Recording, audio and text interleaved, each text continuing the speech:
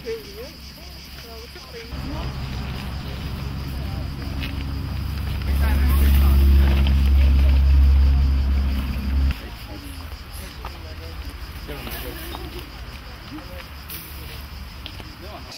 ვიცი რომ ძალიან მალე დადგება დრო, ვიცი რა ხელა პრობლემა აქვს ნარჩენების ქუთაის, რა ხდება ამ წუთშიც და ახლაც და ზუსტად ვიცი რომ დადგება დრო, რომ ეს პრობლემა მოიხსნება. ძალიან კარგად ცივილიზებულად იქნება თანამედროვე ნაგავსაღები. ვერ ვიტყვი იმას რომ რაღაც ქუთაის მაინც განსაკუთრებულად გამორჩეული ნაგავი აქვს, თქვი ჩვეულებრივი ნაგავია როგორც ბევრ სხვა რეგიონში და ეს პრობლემა გვაქვს მემკვიდრეობით გამოყოლი, თუმცა როგორც მოგვარდა დენი, გაზის პრობლემა გვარდება, გზები და შემდეგ, აი ზუსტად ასევე მალე მოგვარდება ძალიან ფართო მასშტაბით, მთელი ქვეყნის მასშტაბით ეს პრობლემა. არ გქონდა პრაქტიკულად არსად ნაგავსაღები, მათ შორის არც ქუთაისში.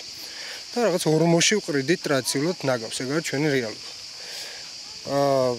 ხო და აი დღეს რაღაცნაირად გამოვედით და ის ადგილები, სადაც ძირითადად საპიკნიკეთ გამოდის ხალხი, ტურისტი შემოდის და ასე შემდეგ, აი იმ ადგილებს ვასუფთავთ. მანამ უჭირს ქვეყანას, რომ აი ყველაფერს ერთად ვერ აკეთებს, ახლა გვჭირდება უფრო მაღალი შინაგანი კულტურა, რომ რაღაც დავასუფთავოთ, მოუვაროთ. და მეტი ხალხი მოვიდეს, მეტი ტურისტი მოვიდეს და რა თქმა უნდა, ამ ყველაფერთ ისევ ქუთაისი ისარგებლოს.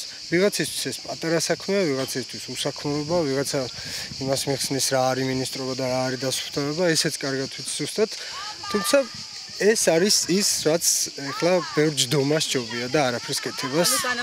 ნაგავსაყრელი გვექნება? რა თქმა უნდა, ნუ ეხლა ბოთლებში ხარ მოვკვდებით და მოვა დრო და გაკეთდება ნაგავსაყრელი და პირდაპირ ხელიდან გამოგვართმევენ ნაგავს ისეთი მდიდარი და კარგი ქვეყანა ვიქნებით, მაგრამ ახლა უნდა დავეხმაროთ ერთმანეთს, ეგ არის.